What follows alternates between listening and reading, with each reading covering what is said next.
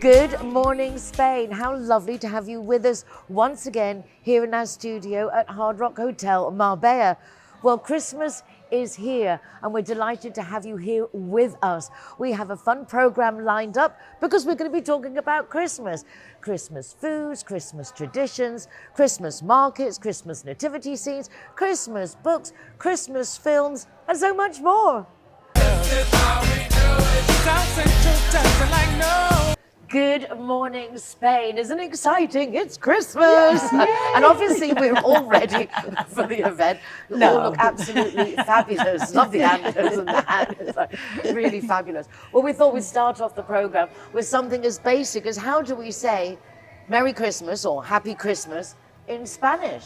Well, the answer is Feliz Navidad. That's in the song. Exactly. Feliz Navidad is literally Happy Christmas. Yes. Funny, is it Happy Christmas in England, and where do they say Merry Christmas? America? I think kind of Merry got Christmas confused is now. probably more American. I say Merry Christmas. But I kind of think Yeah, growing Merry up it Christmas, was always yeah. Happy Christmas as a child. Yeah, but also I think with Father Christmas, I think in the UK we'd say Father Christmas and Santa Claus is more American. Really? But over the years we say Santa Claus more now. I think it's those little American Oh, yes, Englishisms. it's just been, there's a blur. Yeah, We've absorbed definitely. everything. The important thing is to celebrate, whether you're with people or not, celebrate yourself, if nothing else.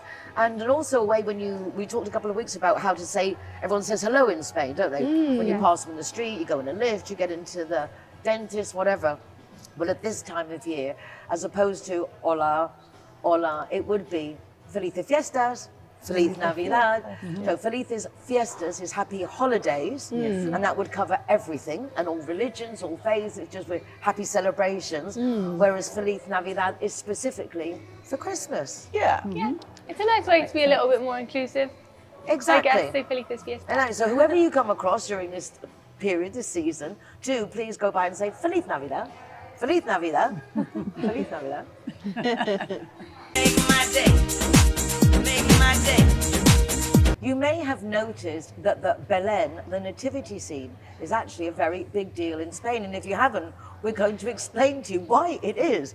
Because it really is, I remember there being nativity scenes in England and us doing plays, but not with the intensity that they have in Spain, living nativity scenes, every town hall, every home. Yeah, people have them in their houses like I you have wouldn't two. do in the UK. You have two? Yeah. Well, there you go. We have a little one and then a bigger one, not like the lifelike ones they have in churches, but yeah, that's my bit I do when I decorate the house. Nice. Oh, it's nice to see that international households have embraced the local traditions.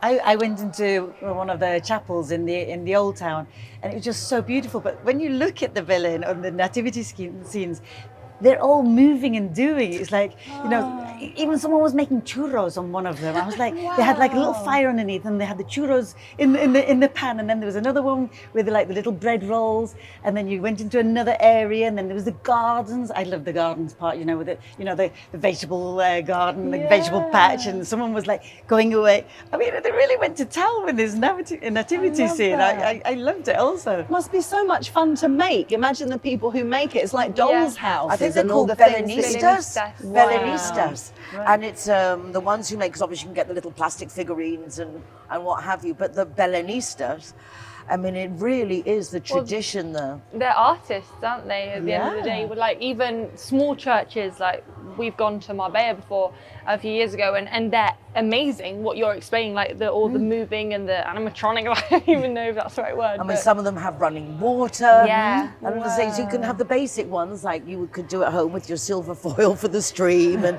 what have you, but you can take it to any limits. And I would definitely say traveling around Spain, even in one city, you will have a lot of options of different Belens, nativity scenes to visit. Well, I heard in Jerez that the people who do the Belens in their own homes, and they want people to come and visit because they're very proud of the Belen or the nativity scene, they would leave the doors open. So if you went past a house and you saw the door was open, then you could go in and look at the nativity scene. And I thought that's really cute, you know. lovely. In fact, my son went because when he was at school, they did an excursion to Jerez, and he was one coming back and said, "Mom, we went to nativity in these people's houses and stuff. I thought it was really cute. That's amazing. Yeah. They're beautiful. I think the biggest one is in Madrid, and then Granada and Sevilla also have very important ones. So if you want to visit the most important ones, Definitely. then, I mean, there is they obviously must be. the one in Madrid is spectacular, and as I say, the attention to detail, but also it's the getting into that Christmas spirit, isn't it? And just go and be part of the Spanish tradition, but the Belen in all the villages, and actually sometimes the smaller the village, the more ornate the Belen. Yeah. So do go online, do your research, and check out the Belenes near you.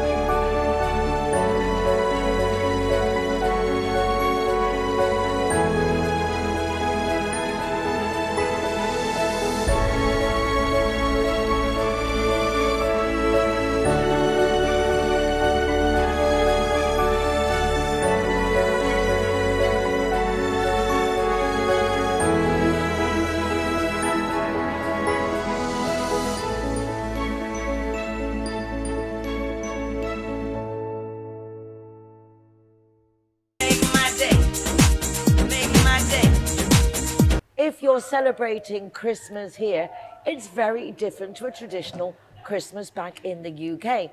In fact, many expat families will do Christmas exactly as if they were in the UK, traveling to all the international stores to try and pick up our favorite sauces and bits and pieces. But the Spanish Christmas is different. So first of all, let's just go through how they would do Christmas. So Christmas in Spain is Christmas Eve, the 24th, wouldn't it be the big meal? Yeah. That would be the big celebration. And the typical foods are the jamón, that Spanish ham that comes off the pata negra, that leg of ham that they have hanging up in supermarkets Bellota. and everywhere. The acorn I ham. love that. So that's like a very big, that is a delicacy. And as it's expensive, that would be a Christmas treat. Then mariscos, seafood, Yeah, is lots of very seafood. typical for the Christmas Eve dinner. And seafood Especially for soups as well. starter, isn't it? Yeah, and then, Salad. well, I know our camera guys grew up having turkey, so I think then the main dish could be lamb, turkey, fish. Yeah. But those are like the main things. A lot of turon. Yeah, for dessert, instead of the Christmas pudding, I don't think they definitely don't have that there. They have like turrón, mazapán. That's in English, that's nougat, right? I don't I even think know. so. Yeah, it's nuggets. Yeah. Nuggets. Nougat. We obviously grew up in different areas. Yeah, from the north. Some of it's like a fudge, but a dried out fudge. It's isn't it? almondy stodge. I really like Very, it. Well, for I for like me, it's the dry and nuts sweet, with so the it's not honey. It's on this like the chestnut and things like that. It's on that, not my thing. I don't but like a it. big deal. And like the adverts at Christmas, where there's like coming home for Christmas, it's all with the Turon adverts. They are the most emotional, together with the lottery adverts. You said earlier about like if you're from the UK, you probably go scavenging looking for like English food for Christmas Day. So in our family, we do obviously have Christmas dinner, but we have it a little bit later than you would in England, obviously. But for starters, last year we had prawns, but yet we had the traditional roast. So I don't know if everyone else does that, but it's like a nice mix. Yeah. But I think it's nice, isn't it, when you're living abroad to embrace the traditions. Now, the fact that the Spanish have a very long Christmas, because it doesn't finish really till after the Three Kings on the 6th of January, whereas for us the 1st of January we celebrate, and then 2nd you're back to normal. We get an extra week here and we make the most of it. Definitely. We really Any do. excuse for celebration. Any excuse for it, which is one of the things I like about Spain. They really know how to take a day off. And then so we have, and then what other things do we do? Well, we talk about scavenging sauces. You're going to talk to us about sauces. Oh yeah, sauces. Cranberry, which I found out the other day, Lily doesn't like. I mean, amazement. Really? Not a bit. I don't like any sauces though. I'm not a fan of mint sauce, right. cranberry. No exceptions. Are you I'm sure afraid. you're British, darling? It's what we do best. Cover the food with sauce. But no, the cranberry is actually quite fascinating. It's like one berry, but it has two functions. So it's like a multitasking berry. So you can either use it externally and also internally. So originally, the Native American Indians, they used to use it if you had a cut or there's a problem with your skin, and they would like crush them or they'd mash them, and then they put it on. So it's antibacterial, antimicrobial, and it's astringent. So it would like bring it all together, all the tissues and stuff. So it's not just what we think of cranberry sauce with Christmas time. It's also got lots of antioxidants, so it's really good for you, especially lots of vitamin C. A lot of people will probably use it because of urinary problems. All right, cranberry juice. This is Cranberry true. juice. Yeah, I like Yeah. cranberry juice. Drinking it, it just feels like it's doing something really Oh, right. I healthy for remember you. being recommended that once, and it was like in shock how that really Yeah, soothing. Yeah, because it's like it's so antimicrobial and antibacteria. So they actually preserved meats and things in the old days with it, because then it wouldn't get bacteria on it. So imagine what it's doing inside us. So it's actually good to have it, even the processed ones we buy in jars. No. There you go. There It was you going go. to be a There's me catch thinking I'm eating a jar of cranberry and I'm doing good. It's like, Sorry. If you've got no other choice, then at least do that. But get them yourself. I mean, you can also buy them frozen or even dried. And then you can like just make your own sauce, and you can make it, sweeten it up with a little bit of orange juice. Then you can also put cinnamon into it, or you could put cloves in, or ginger into it to make it a bit nice. spicy, so it's even Well, what would you do? Like boil just the boil it. cranberries? with a little bit of orange juice. Beautiful Christmas drink, right? Yeah. Wow. Well, I've actually mind is put it boggling into. right now. I've actually used it in a brandy kind of drink to. But anyway, that's Yeah, another thing. you could add port to it or something. What about pork? That might be quite interesting, yeah. But no, so yeah, cranberries is really good. It's especially with like the Christmas lunch, because it's so filling and so heavy, and with the turkey and all the rest of it. So it actually cuts through fat. So it helps with the digestion. And so it's good for those things. It's also because it's got fiber and all the rest of it, so it also helps getting through. But because it's acidic, it sort of breaks down the fat. So it helps with the digestion. Oh, there's lots of things. And in the old times, they used to make, what's it called? Permimum or something? Persimmon. Yeah. No. No. But it's like a dried biscuit, which was made with dried meat, and they would put cranberries into it and fat. And then if people were like walking in the mountains and stuff, I mean, I'm talking about a long time ago. I don't think they do Back it now. in day. So that would be like something that would keep them sustained for quite a long time. But no, as Audrey was saying, enjoy your Christmas. I mean, put all these kind of different kind of sauces with it.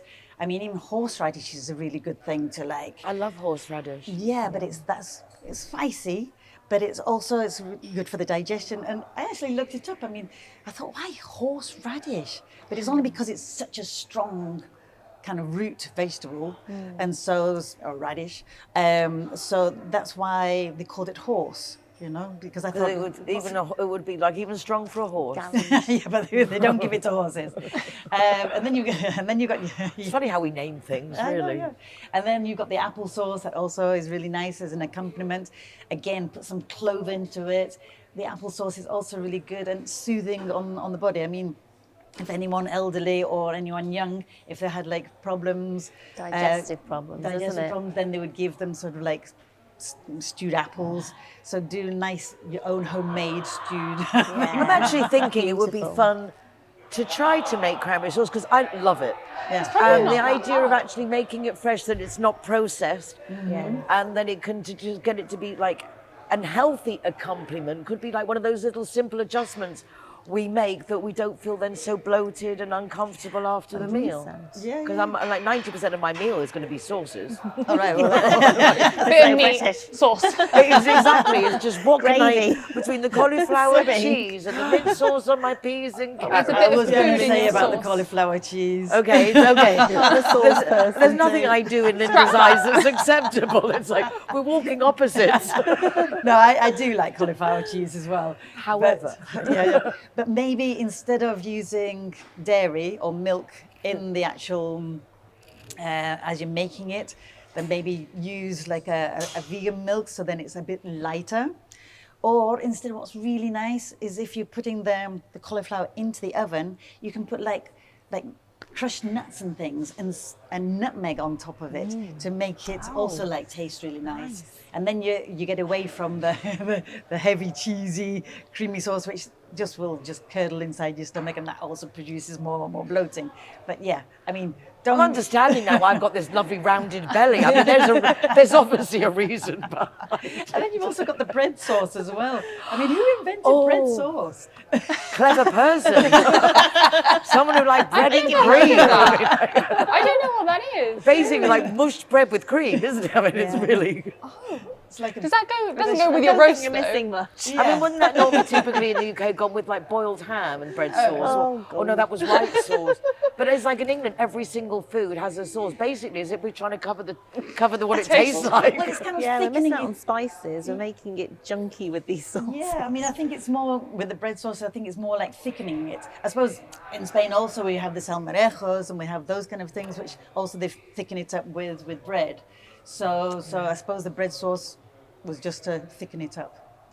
Quite fascinating. I Very love all unusual. the Spanish foods, and I love the way, as we were talking about the other day, about the sobremesa, because a meal here, like a normal lunch, would start at say 2, but 5 o'clock is a 2.5, 3 hour lunch would be a norm for a family lunch or a friendly lunch or a Christmas. Well, on Christmas Eve, I imagine you have dinner, at 9 o'clock, 9:30 as usual, but then afterwards they go to midnight mass, so that's at midnight, obviously. So that's 4 hours later almost. Yeah, but I mean, that's just how a typical, Yeah. which is one of the things I love most about Spain. And- that it's not just shoving your face and getting up and going on to the next thing. No, you're dining, you're luncheoning, you're enjoying and savouring and appreciating. And I hope that we can all do a little bit of that this Christmas. Thank you, Linda. Thank you. Estas Navidades no hay alegría pequeña. Disfruta This cada día Christmas, con las there's no such thing as small las joy. personas que tienes. Enjoy every day through the little things and the people close to you. And remember, any day of the year is a good day to come to Andalucía. Para venir a Andalucía. Estas Navidades, date una alegría. Ven a Andalucía.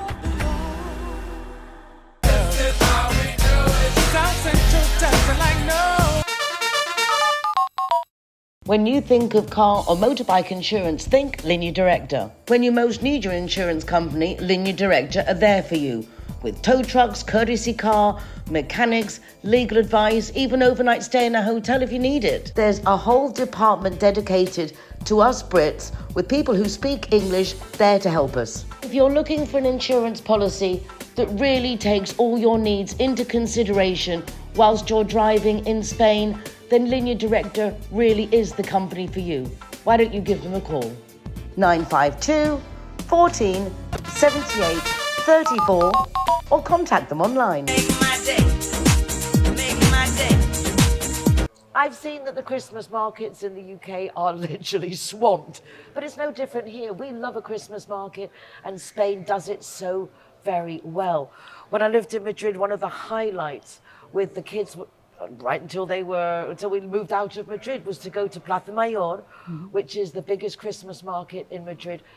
literally to kick off our Christmas season. Get you in the spirit of things. Really, we go and we pick up a real tree, get our mistletoe, pick up the lights for the whole outside of the house and the inside of the house, get our Christmas ornaments, have our hot chocolate. Special food. The typical bocadillo de calamares, which is a calamari sandwich basically in baguette. But this is what you do, and it's just, and the gifts and the things you can pick up are just, it's so nice, such a mix of tradition and goodwill to all men.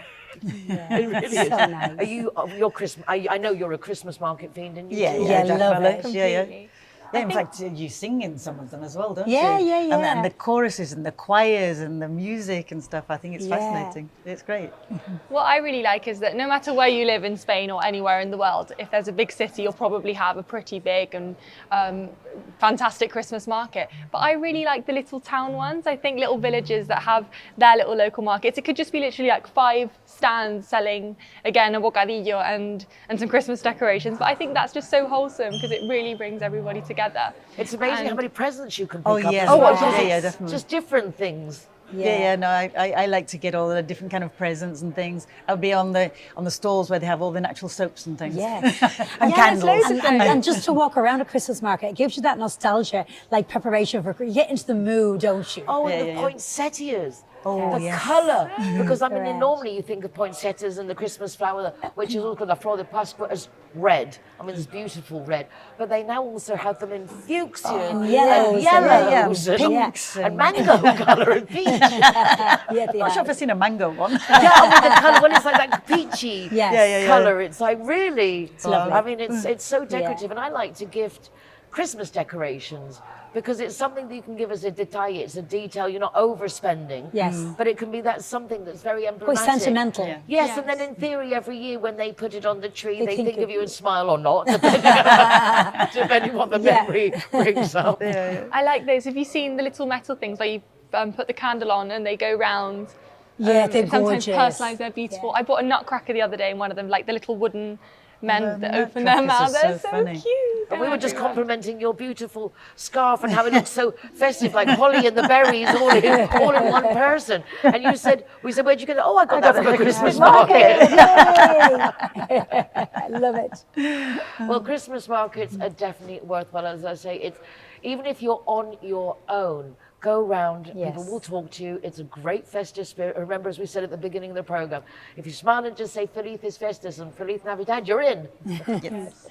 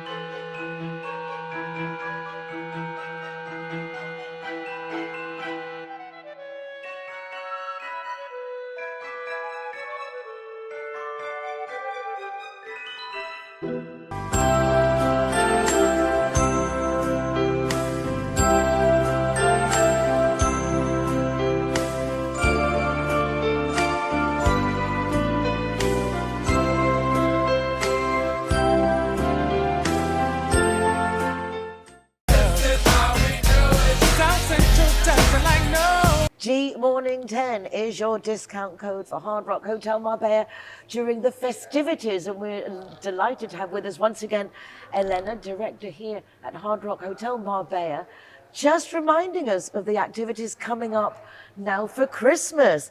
Amazing, New Year's already sold out, so well done for the gala. Yes, the gala for New Year's Eve, it's sold out.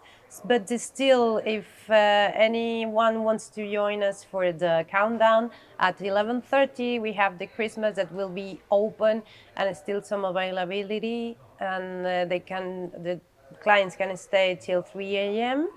Oh, that's a great idea. Yes, so have your so dinner yes, and then just come to do the grapes at midnight and Nice. the party, have live It's music. Or what we call the cotillon. Exactly. And then we still have availability for Santa's brunch on the 25th, and on the 26th Boxing Day we will have many screens for the sports being broadcasted, and then on the 1st, the New Year's Day brunch. So still A lot some going on. opportunities to come and join us for the Christmas parties. Well, it's really, as I say, the fun to be had is immense. Your ugly jumper day, sweater day was amazing. But we've still got our friends. Still, you know, friends- joining exactly, in brandishing. support. And it's funny because they're so far from ugly sweaters. Yes, exactly. They are No, just I the don't think coolest sweaters. But that was a fabulous fun. So if you haven't decided yet what you're going to be doing, Yes, Hard Rock join Hotel us. Marbella is the place. G Morning 10 for your 10% discount. Yes. Thank you so much, Elena. Welcome, as And always. congratulations. Thank you. This place is really fun. Yes, yes, yes.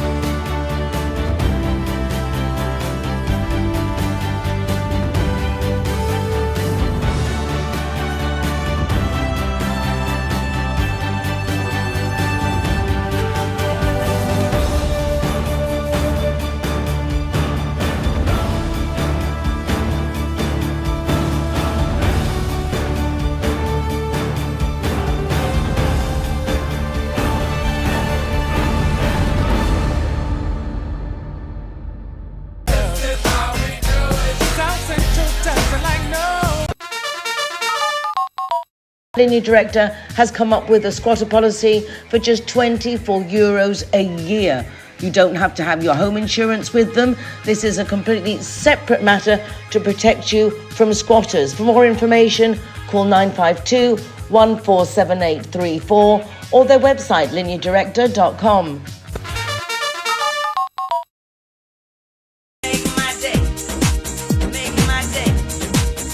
Today, I thought I would share some of the biggest selling Christmas books of all time.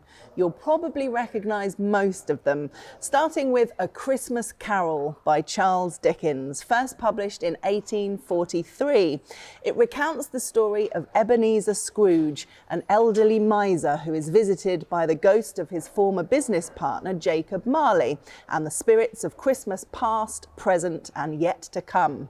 In the process, Scrooge is transformed into a kinder, gentler man. Dickens wrote A Christmas Carol during a period when the British were exploring and re-evaluating past Christmas traditions, including carols and newer customs such as cards and Christmas trees. Published on the 19th of December, the first edition sold out by Christmas Eve, and by the end of 1844, 13 new editions had been released. A Christmas Carol has never been out of print and has been translated into several languages and been adapted countless times for film, stage, and even opera. How the Grinch Stole Christmas is a children's Christmas book from 1957 by Dr. Seuss. It's written in rhymed verse with illustrations by the author.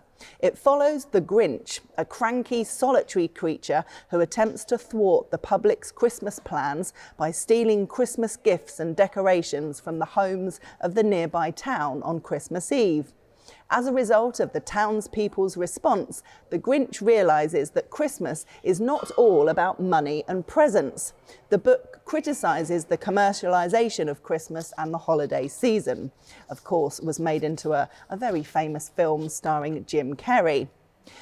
A more modern book, Christmasaurus, is the #1 best-selling magical children's book series from Tom Fletcher, who was in the band McFly. The first one in the series of 5 books came out in 2016. They're about a boy named William Trundle and a dinosaur named Christmasaurus. It's about how they meet one Christmas Eve and have a magical adventure, and looks at friendship and families, sleigh bells and Santa, singing elves and flying reindeer. It's about discovering your heart's true desire and learning that the impossible might just be possible. Other titles in the series include The Christmasaurus Cracker and The Christmasaurus Carol. And finally, I wanted to mention and pay tribute to a fantastic author who sadly died recently, Sophie Kinsella. She's best known for the Shopaholic series, and she did one in 2019 called Christmas Shopaholic. Her main character, Becky, has always loved Christmas, and not just because of the online shopping and discounts. She loves the family traditions at her parents' house, but this year her parents asked her to host the big day. Becky's life is thrown into chaos as she deals with cooking, shopping, and the surprise reappearance of an old flame. Oh!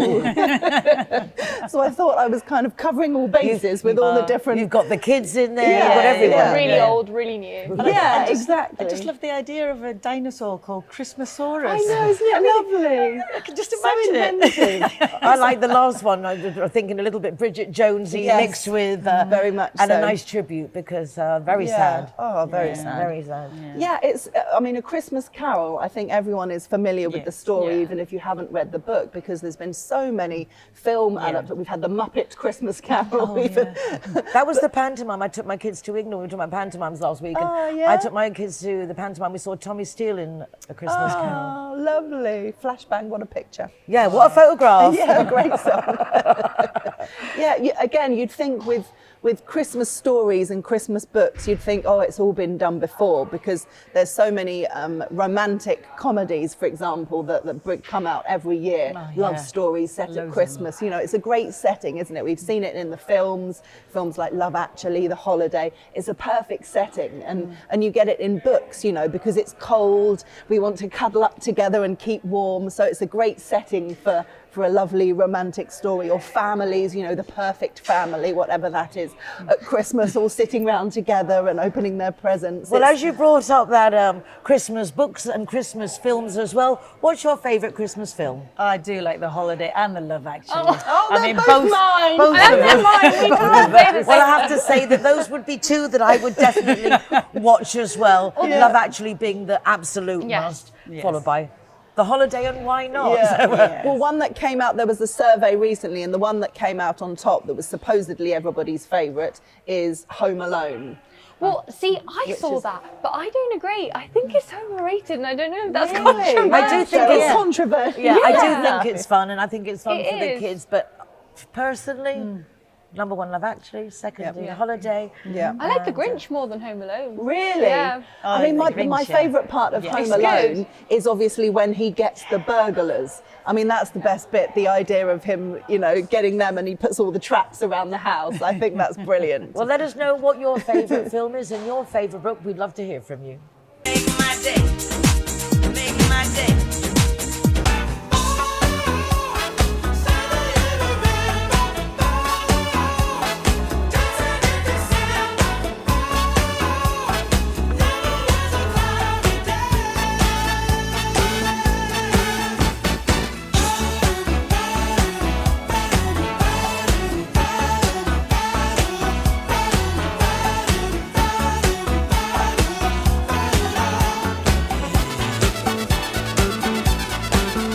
Hello and good morning, Spain. Today we're going to be making secreto ibérico, secret pork. This sounds a bit funny. It's a cut we don't usually use in the UK, but it is a fantastic bit of meat.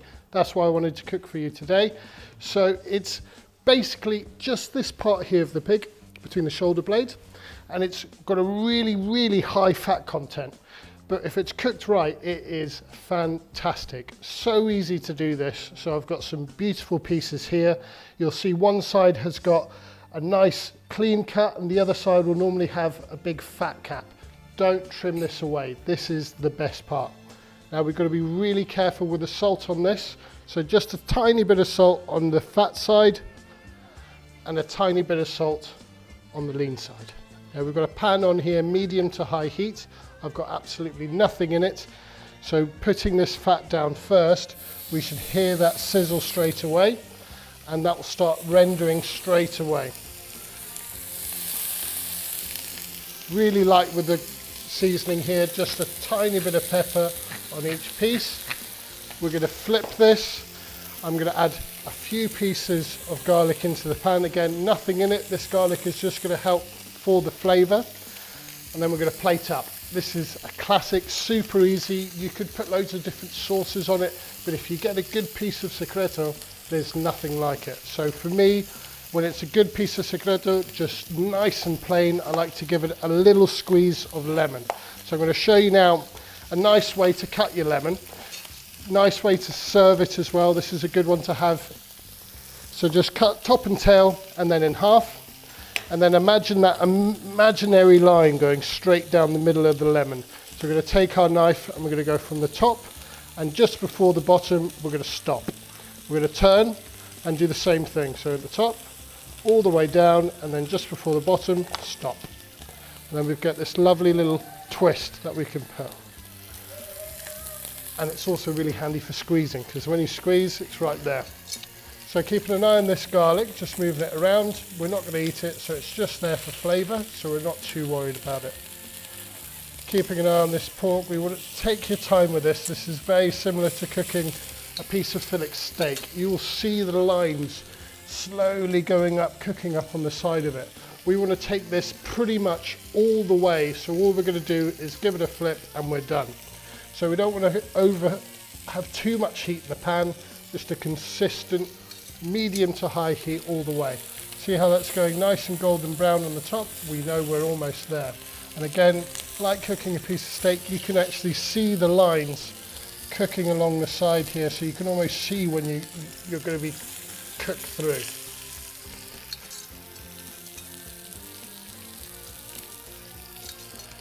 Giving these a flip now. Oh, the smell in here already is just fantastic, that fat. Now,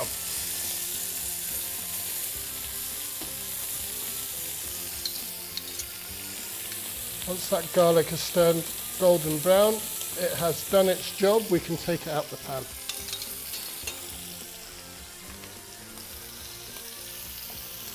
Just a couple of minutes here, just want to seal all sides and we are ready to serve. So using the side of the pan there to stack to make it easier for when I'm going to flip. So then I can do the same on the other side of the pan, using the side of the pan to hold the meat so I can seal that other end.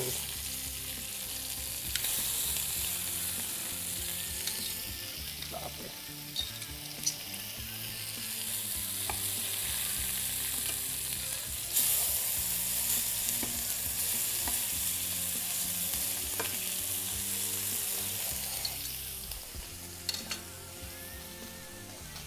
Okay, let's start plating up. Got these beautiful pieces ready to go. Just going to line them up here.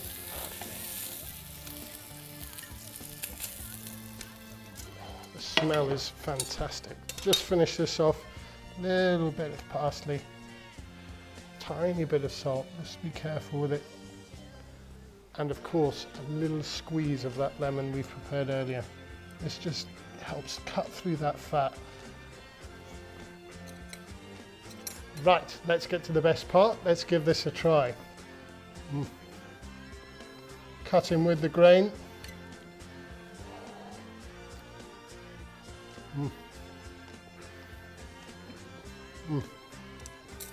Fantastic.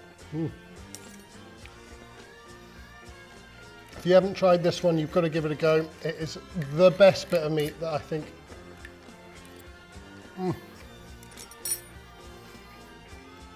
It just gets better and better. That lemon as well really helps it. Thank you very much. Good morning.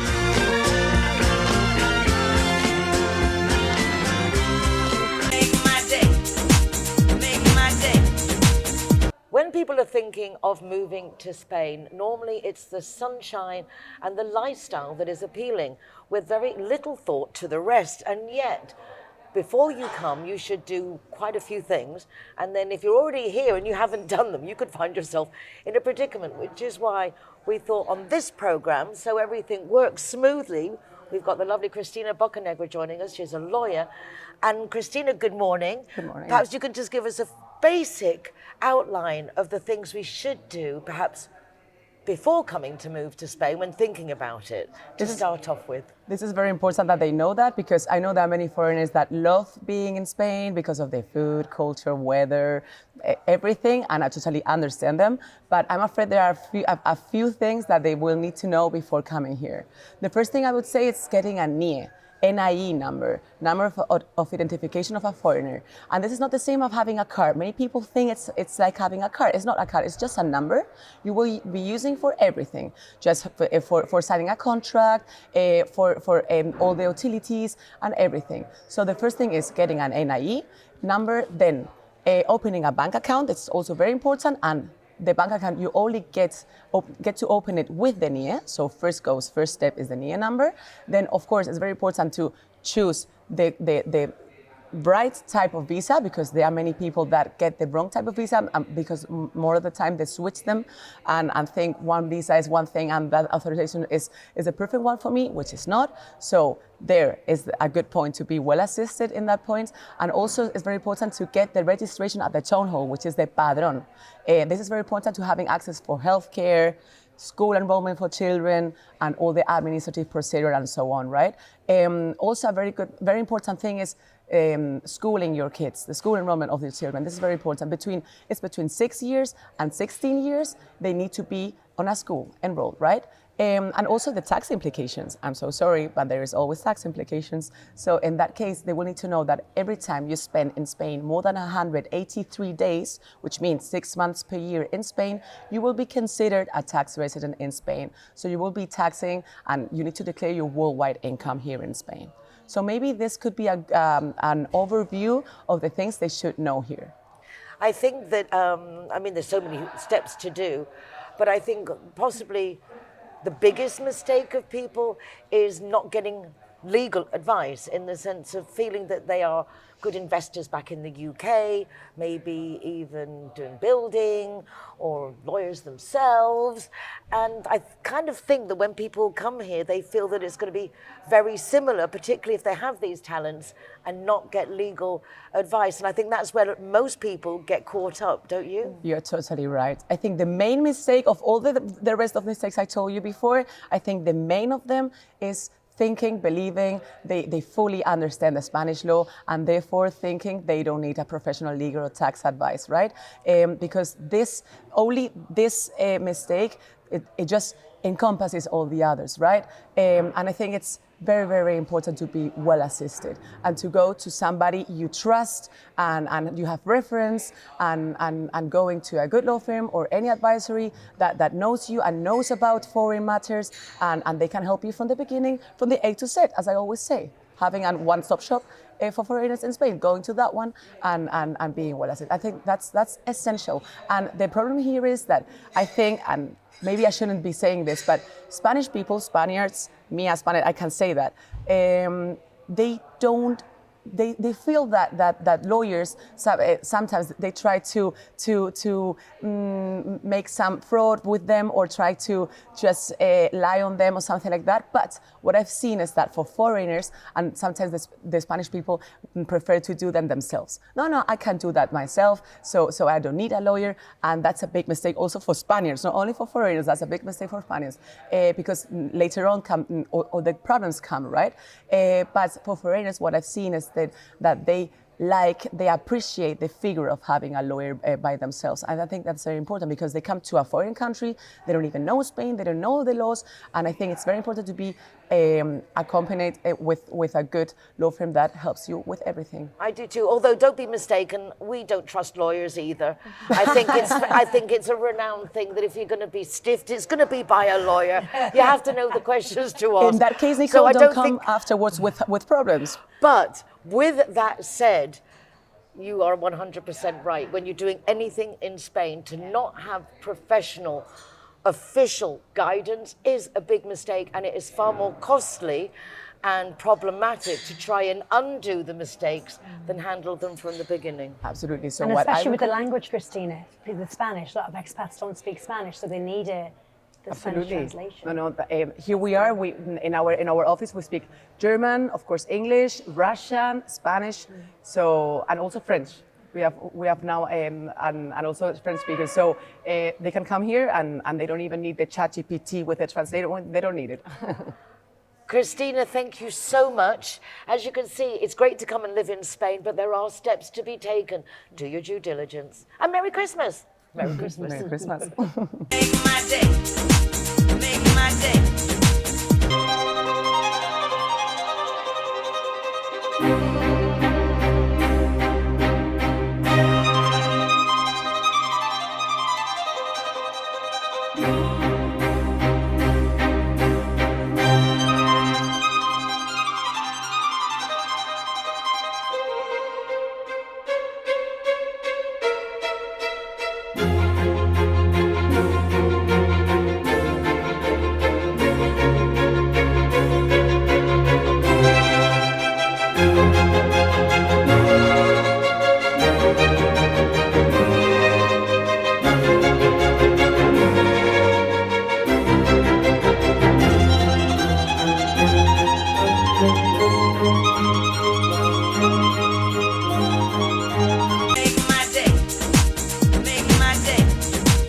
Nordic countries are renowned for skinny dipping, basically, in the middle of winter. But Holly, you're quite up for going into the water. Not skinny dipping. I'm going to put that on national TV. Yeah, I love to get in the water. I'd love to get bathing in the cold water, but with my swimsuit on, so you can get rid of that image. But really, even when it's like now in winter and it's so cold, because it's so good for us. I've brought up like swimming. You know that's my history, but. We always had cold showers where we were growing up. We never had the warm shower. It just sounds really, really weird, but that was the truth. So I'm used to having cold water, and it's kind of a nice thing to give you a zhuzh, and if you think about it, it must make all your muscles tense up enormously. It can do, No, but that's it's also tightening all those muscles. It's increasing your heart rate. It's getting you to gasp. It's doing loads of different things for your body, which is so enlightening for your body, and it gives you a mood shift. So there's loads of good things about the cold water. It's called survival. It's called survival. Yes. Like Wim Hof, Wim Hof is in the snow, isn't he? Yeah, He's doing his breathing absolutely. techniques. Yes. And this is what I'm introducing here where we live in Spain, because in the winter time I take women and men into the water. Once a week we go, and we go quite early, so it's actually colder in the earlier hours. But you don't have to go in the early hours. You can go during the day in the winter, but it's up to everyone's individual preference. But I just like to do it, get out there, because you can just go to the beach with your warm clothes on, take it all off, jump in. How long would you stay in there, Holly? Not very long, Right. like It's not 5 minutes. You can't freeze or anything. You're For not going to 5 minutes. hypothermia. Well, it's a gradual thing, so you can put your feet in and feel like, oh my gosh, it's I'm so going back cold. out. And then go gradually in, and you start feeling it with your hands and getting a bit more acclimatized. And then when you get up to here, it's like, getting your body parts in, yeah. I think it's better just jumping straight in for me. Yeah. Because everyone's a bit different, aren't they? Yeah. I'm quite rapidly going through that to get in. But then quite important is to get your head in the water. Some people don't like to do that, so it's personal taste. But why don't you just try it? There's so many variants. I'm not saying you have to put your head in. I'm not even saying do this. But cold water is so good for our body, and some friends of mine, they just go in the shower and do it, and they don't get their hair wet. Kate but says that she always has a cold shower because there was a dad or uncle said something about that's how to be the healthiest, and it's all the cold shower. I always do it. I have a warm shower at the end. I always put it onto freezing for 45 seconds and get my head in there. And it gives you a... I've started doing it on my feet. You're in a process.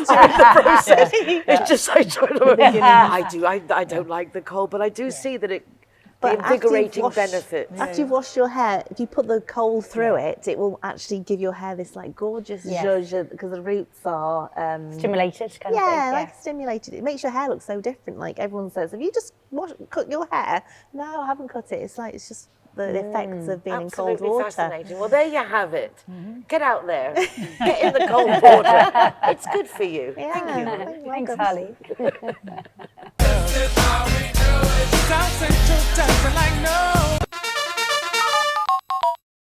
Linea Directa appreciates just how important our pets are to us, and that's why they brought out one of the most comprehensive insurance policies on the market, from just €39.90 a year. Give them a call on 952 147834 or from the website lineadirecta.com.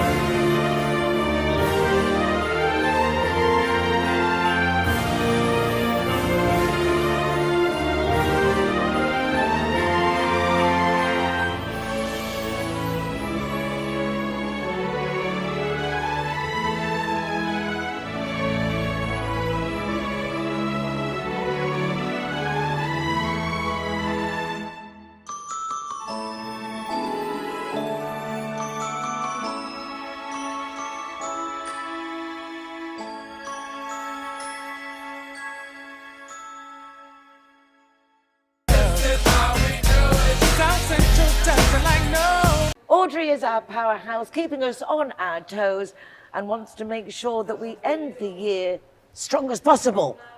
So what do we have to do, Audrey, to keep our best selves for the beginning, end of this year, beginning of the next? First of all, Christmas is a time to enjoy. Yeah. So I think you need to be kind to yourself and don't give yourself too many fitness goals over Christmas. We're meant to enjoy our family and enjoy food, but it's all about balance, okay? So of course we're going to overindulge because that's what Christmas is about, isn't it? Yeah. But I just feel there's certain things that we can do. Like, let's face it, we're probably not going to go to the gym and do 1 hour classes, but we can do simple things like maybe go for a 10 or 15-minute walk with your family, possibly between every glass of wine, have a glass of water. Yeah. What a great idea. What a great idea. Yeah, everyone's going to do mix that one. Mix your water and your wine. And just to say, these are just ideas, Hannah. Don't worry. Great idea. Just remembering to do it. Just remembering to do it. And also little things like, sleeping, because I mean, Christmas parties, we're all inundated with so many beautiful things to do, and it's amazing. But remember to get your rest in, because Christmas is a time to be in your pajamas, to relax on your sofa. Make sure you're getting plenty of sleep, drinking plenty of water, like I said, going for walks, and even before you go to a Christmas get together. Sometimes it can be a bit overwhelming for the body and the mind. Could be like family members that maybe you don't get on with, or something, so to kind of ground yourself and have the strength to say no to things, actually, because we're inundated with invitations. Or have that extra glass of wine, or have the cake, and we can say yes, and then we have like bloated tummies and not feeling so great. So I think being self-aware of how our body feels, and to go for the nourishment first before you go for the naughty things. Know your limits. Like for example, have the vegetables, have the protein-based food, like what Linda was speaking about, and have all those lovely things, and then go for the naughty things. But to fill yourself up with the nourishment first, because then you kind of allow yourself to be a little bit naughty, if that's the word. You know what I mean? Try not to have chocolate for breakfast. Yeah, try not to have a mince pie for breakfast and a Baileys. So it's things like that. It's just getting yourself out, resting, keeping hydrated, moving the body when you can. And I mean, a lot of people stay home for Christmas, and there's lots of things you can do. You can do some stretching, you can put on some music. Dancing. Exactly. You can make some fun games with your family. That get your body moving, that get you laughing.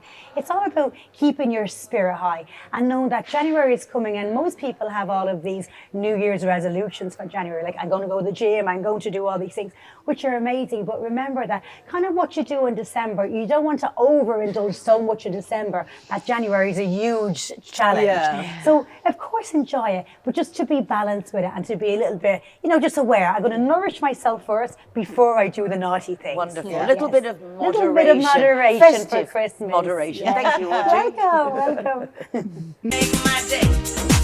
Make my day. We hope you found the programme informative and fun. You can watch recordings of the show from our YouTube channel. You can also go to our social media and follow us there. We love having you with us, and we really do want you to have the best Christmas ever. Remember, whether you're alone, whether you're with family, with friends, be kind to yourself, be nice to yourself, and just make the most of every moment. We're lucky to be here with you. Merry Christmas, and we'll see you again very soon. Bye for now. Bye. Happy Christmas.